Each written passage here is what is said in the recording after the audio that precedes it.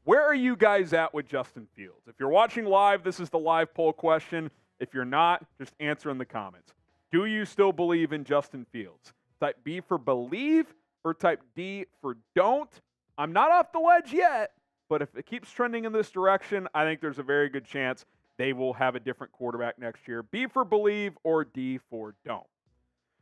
Let's look at some draft options at the quarterback position, and the name that everybody is talking about is USC quarterback Caleb Williams. And Caleb Williams is the guy that everyone wants. You think tanking doesn't exist? Would it shock anybody if an investigation came out that the Arizona Cardinals made the tank call in Week 2 against the Giants when they were just rolling over New York 28-7 midway through the third and they lost that game late? People want Caleb Williams to be their next quarterback. He has been nothing short of prolific in his college career. In 2021 at Oklahoma, he takes over for Spencer Rattler the second half of the year as a true freshman who, by the way, didn't have his senior season in high school due to COVID. All he did was throw for 2,000 yards and 21 touchdowns against 4 picks the last half of that year. Full season as a starter last year, he followed Lincoln Riley to USC, completed over 66% of his passes, 4,500 yards, 42 tutties, and 5 picks. Oh, by the way, he won something that's called the Heisman Trophy last year. And he's the Heisman frontrunner this year. He's completing 79% of his passes, 878 yards, 12 touchdowns to no interceptions this year. Quick math, that is 63, 75 touchdowns to 9 picks as a passer in college. And by the way, he's dual threat. He's not like a Fields dual threat where, he's a 4-3 guy, but he's very mobile. 885 career rushing yards and 17 career rushing touchdowns. This guy can do it all. He's electric. He's got a strong arm. He is confident as hell. This is the quarterback people want in next year's draft. And if Justin Fields doesn't work out, he'd be at the top of my list. So should the Bears tank for Caleb Williams? Type T for tank or no, you're not there yet. Try to win still this year. I still want to try to win this year and see how the rest of the year goes with Justin Fields, but my opinion of that could change very, very quickly. So T for tank or W for try to win. Next up is Rolly's boy, and we'll let him weigh in here in a moment. Drake Maye out of North Carolina. And I know some people might get PTSD because of Mitch Trubisky not working out, but I think there's a lot of key differences here. And the number one is the fact that he will be a multi-year starter, whereas Mitch only started 1 year in college. Last year, he was unbelievable. 66%, completed over 4,300 yards. You see the touchdown to interception ratio, which is better than 5-1. He's mobile, too. Ran for 700 yards last year, 7 rushing touchdowns. And remember, he's at North Carolina. He's not at USC or Bama at Ohio State. He doesn't have future Pro Bowlers on his roster next to him. Now, this year, while he's still been good, the turnovers have crept up just a bit. I'm not worrying too much about it. I still think he has a really good chance of being a great pro. He's considered by most draft experts to be that number 2 quarterback behind Caleb Williams at this point in time. The guy who's been the fastest riser in the past just 3 weeks, really, is Colorado quarterback Shedeur Sanders, the son of Deion Sanders, who's Colorado's head coach, as the center of the football universe is somehow in Boulder, Colorado. He's been terrific, man. I watched him slice and dice my alma mater, TCU, in Week 1, which put him on the map. He's completing 79% of his throws, over 1,200 yards. Quick math, yeah, that's over 400 yards a game. 10 touchdowns against 1 interception, 1 rushing touchdown. His accuracy is unbelievable. Like, you watch him throw and you're like, that's on the money, that's on the money, that's on the money, that's on the money. The arm isn't a cannon, but it's plenty strong, and he's mobile in the pocket. I will say this. He kind of goes down easily. Like, he's not as good of a runner as you would think. He took a couple shoestring sacks against Colorado State where I'm like, yeah, okay, I'd expect you to shed that, but that's nitpicking. He's a damn good quarterback. And by the way, if you're worried about him just playing 1 year at Colorado this year, well, I know it's the FCS level, HBCU Jackson State, but started 26 games there, threw for 70 touchdowns against 14 picks. So even if he comes out this year, which I think he might actually go back to Colorado for another year and be the number 1 pick in 2025, but if he comes out this year, yeah, it's only 1 year starting at big-time college football, but it's still going to be 40 games of college experience. That's quite a bit for Shedeur Sanders, who is maybe the Heisman runner-up right now behind Caleb Williams. Hell, he might even be the front runner at this point with what he's been able to do. Now, pick a quarterback. Who would you rather have? Would you rather have Drake Maye or Shedeur Sanders? Type DM for Drake Maye, SS for Shedeur Sanders. Let me know down in the comments. I'm a big fan of both. I'd probably lean Maye, but Sanders is rising quickly for me. Like, it would not surprise me at all if he surpassed Maye later on in the draft process, but I don't think he's there just yet. Now, if you're trying to get a last-minute ticket to a Bears game, a Cubs game, White Sox, Bulls, which are just around the corner, or maybe a concert ticket you're trying to get at the last second, GameTime is the app for you. Download them today. You can get the best seats at the last minute. Here's the deal. Flash deals, last-minute tickets, easy to find and buy tickets for every kind of event in your area. You can see images of seat views within the GameTime app as well. Sometimes you check out these different ticket apps and you're like, I don't even know where that seat is. Like, I don't know what kind of view I'm going to have. Am I going to be obstructed in a certain venue? They show you exactly how things are going to look from your vantage point when you get in that stadium or arena. The best part about GameTime, lowest price guaranteed. If you prove to them that you can get a lower price with a different service, they will lower that price to less than what that service was offering. They want you guys to be comfortable, stress-free when you get your tickets. No trouble whatsoever. Get $20 off with promo code BearsChat. That's promo code BearsChat after you download the app. So download the app, create an account, and use code BearsChat for $20 off your first purchase. Terms apply. Again, create that account today. Use the code BearsChat for $20 off. Download GameTime right now. Get those last-minute tickets, lowest price guaranteed. We don't have time to think 3 months in advance. If I wake up on a Saturday morning and want to go to the TCU game, I want to be able to buy a ticket quickly. GameTime going to allow me to do just that. Quinn Ewers is next up here, the Texas quarterback, and I like Quinn Ewers. I don't love Quinn Ewers, and here's why. What I do like, he has all the tools. He's got plenty of size. He's not as big as you would think, but he's plenty big enough.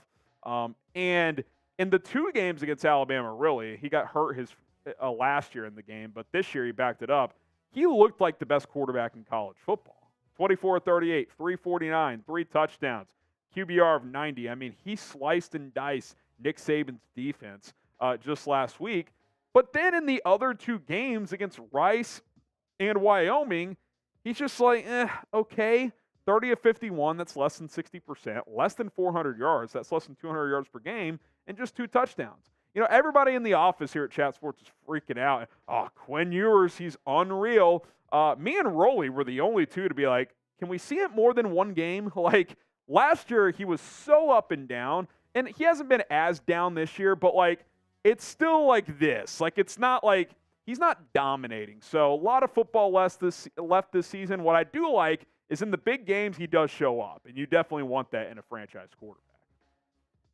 Michael Penix Jr., which a lot of you guys might be familiar with due to his time at Indiana. I know a lot of Bears fans watch a lot of Big Ten football, and Michael Penix, yes, Penix, get your mind out of the gutter, has had a wild journey in his college career. 6th-year player, so he is a little bit older, and it's been wild. He went to Indiana 2018, committed there, tore his ACL 3 games in, came back the next year to play in 6 games. 2020 tears it again. Then he transfers to Washington in 2022, and that season last year and this year, he looks like a first-round pick with his level of play. Lefty quarterback, has a strong arm, 65% last year, 4,600 yards. He led college football in passing, 31 touchdowns, 8 interceptions. Not much of a runner due to that double torn ACL in the same knee.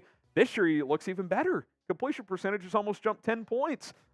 Yards, plenty high. Touchdown interception, it's 12-1. I mean, he looks fantastic. The thing with him that'll be big when he goes through the draft process is the medical evaluation. Is the knee going to check out? Is he going to be one of those guys where teams are scared that 5 years in, that knee's just going to be a problem? Because if that's the case, then he could drop. But if that knee checks out, he's a first-round pick. He's got a rocket for an arm. He is accurate. He rips it. He's not afraid to throw the football. So, and he's just mobile enough where he can manipulate the pocket and buy himself some time and make plays downfield. And that's what I like about him, too. He's always keeping his eyes downfield, looking to throw the football to his receivers. Now, should the Bears draft a quarterback next year? Type D for draft or P for pass. Let me know. What do you guys think? Do the Bears need to draft a quarterback next year? D for draft or P for pass? You look at some other draft options. J.J. McCarthy certainly having a great year. He didn't play as well last week, but he's certainly an option. He could go back to Michigan for a senior season, depending on things go. I do think a couple guys who have college eligibility left might opt to go back because it's such a loaded class and they could improve their draft stock. Bo Nix of Oregon, he's not eligible to go back, so he'll definitely come out. Jordan Travis at Florida State, same deal. He's going to enter the draft. Riley Leonard out of Duke has been drawing rave reviews. Spencer Rattler, I think he's, late last season and early to start this year. He's played some good football. I don't think he's a first-round pick, but I think on day 2, he could be an interesting option. He could be an option if you do decide to keep Fields for another year, but you still want to bring someone in case Fields doesn't work out. Maybe you draft Rattler in the 2nd or 3rd round. That could be a scenario that comes to play as well. Hit that subscribe button. We'll look at a few veteran options in just a moment. If the Bears are good or bad, which they are, we're going to be here. Subscribe right now for the latest Bears news, rumors, injury updates, overreactions, trade buzz, everything else in between. YouTube.com/BearsNow. You guys aren't going to want to hear this, and I'm not really sure if I'm on board with this. But Kirk Cousins is a free agent after this year, and the Vikings are 0-2 to start this year. If they have a disappointing season, Minnesota could opt to move on. Now, would they tag and trade him, want something in return? That's certainly possible, but he is the clear top quarterback available in NFL free agency. Now, let me be clear. I'm pretty lukewarm. Not that because Cousins sucks. He does not suck. I know we like to make fun of Kirk Cousins. He's actually a good NFL quarterback, and he's actually off to a good start this year. They just happen to be 0-2. But he's 35 years old, or he's going to be 35 for next season. Like, he's on the back 9 of his career.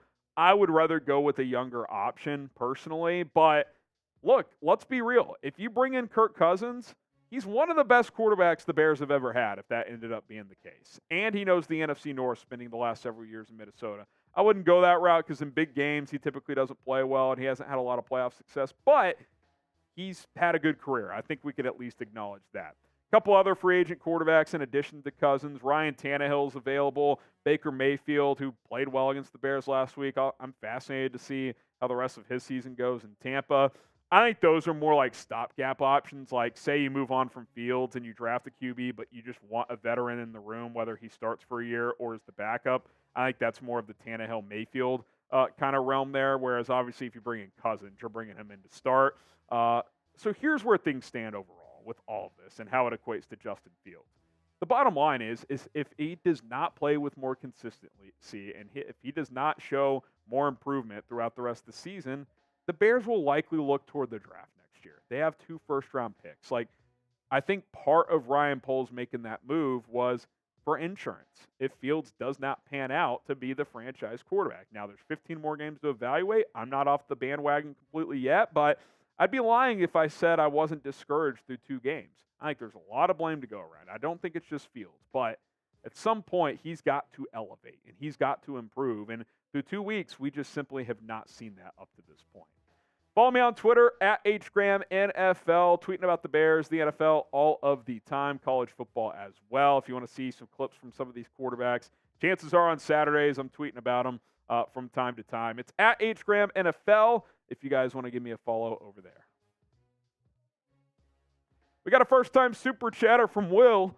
2, 3, 4, 5. First-time super chats equal a 5 jumping jacks from yours truly, and that is how we roll. What say you? Should the Bears draft a quarterback next year? D for draft, P for pass. Get your votes in. Nah, we can cut it. D for draft, P for pass. And I'll throw a little shot clock on.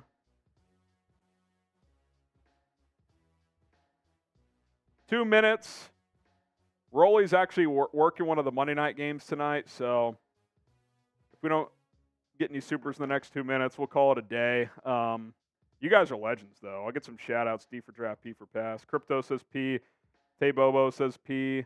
Jake says pass as well. Torian pass. Donnie says draft. Larry says draft. Wasim says draft. Santi says I don't know yet. That's certainly fair. I think I would be somewhat in the I don't know category, but if you force me to make a decision today, I think I'd have to draft one. I think I would have to. Shane says pass. Marty K says draft. James and Jeff say draft. I don't know from MVP. P, sign a veteran quarterback. Look, I mean, I think Cousins is solid, but if you can't get him, like, it's thin pickings. Like, is Tannehill the guy? I don't think so. No on Cousins from Aaron. Pass, give Bayesian a chance. I don't think if the Bears move on from Fields, it's because they're turning to Bayesian. That's just me. Maybe I'll be proven wrong, but that's just how I feel about that situation. Ron says draft. JD Image says draft. Jack says pass. Pass, but I don't know. Pass if Fields keeps sucking. Yeah, I mean, look, that's kind of it, right? If Fields doesn't show significant improvement over the next 15 games, then you're going to have to draft one. You're going to have to draft one. Minute 20 gone. I told y'all if we got to 1,000, we'd do a boot race, but you guys have done more than enough. Y'all brought the heat. What game you working because there's 2 tonight. Browns, Steelers. I'll be on the Cleveland Browns stream. Who do you got in that game? I got the Browns. You think they break that streak? I've of not been winning pretty in vocal Pittsburgh? about the Steelers being dog shit. You have. I mean, I've literally been saying it. As Marty K with a $10 Marty super K chat. extends the stream at least a little bit. I've been pretty vocal about the Steelers stinking because everybody was like, oh, man, Kenny Pickett, second-year bump.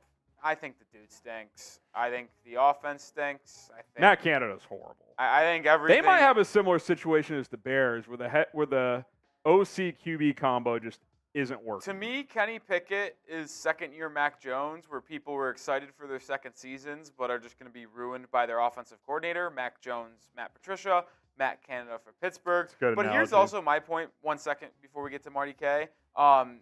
People were raving about Kenny Pickett last season because the Steelers won like 7 in a row to end the year and just missed the playoffs. Here's the thing, though. They won all of those games like 14 to like 10. Their defense played out of their mind. But Kenny Pickett never played good. He was like 7 passing touchdowns, like 9 interceptions. The dude stinks. Yeah, the one thing he did well down the stretch last year is he would make like one clutch play in the fourth quarter, and people would be like, Kenny Pickett! But like the first 3 quarters, he's like 13 of 26 and it was for like 112 yards. Yeah, 150 yards, a touchdown and a pick. And I'm supposed to be moved by that? Yeah. Come on now. Marty K with the 10. He says, I don't want to draft another QB. He throws the wide open receivers like Fields did. That's not effectively playing the position. We have to reassess. I mean, look, you have to reassess everything with how bad this is going as a franchise. Like, it's bad, man. Throw another one on. We'll go 1 minute here since Marty K slipped that in at the last second. Appreciate everybody tuning in here on Overreaction Monday. I know it's tough. I know it's tough sledding, but Rolly and I appreciate y'all being here. And if you guys want to tune into Rolly tonight. I'll be honest, I don't think I'm going to pick the Bears to win a game all night the rest of the year. I mean, I'm not picking them next week. That's for freaking sure. You'd have to be. I was really confident, man. They let you down, man. They've let me down. They've let down my wallet. They've let me down for a long time. Yeah, you definitely shouldn't bet on them. They've cost me. Are you gassing the Chiefs, by the way?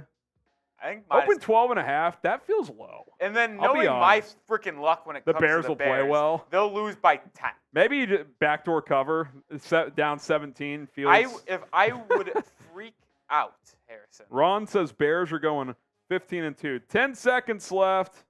Otherwise, we're signing off. Chiefs, Broncos, Commanders, Vikings. They might be the Raiders. I think they beat the Raiders. The Raiders stink. But here's the troubling part. Like, Commanders, that looked manageable. I'd pick Washington right now. I would as well. It's at Washington, too. I'm a You like Sam Howell. Good player. Yeah. Eric Bieniemy, man. Just Sam Howell. Eric Bieniemy. Just Sam Howell. Stop. Bieniemy's doing a great job. All right, we're out of here. Appreciate everybody for tuning in today. Shout out to both Brian and Bear Witness, the new Bears Helmet Hall of Fame members. Shout out to all of you guys. Everybody else for being here, for liking the video, commenting, our subscribers. Couldn't do it without all of you. Rolly and I appreciate it. We're going to sign off here on the channel. Bear down. We'll see you soon.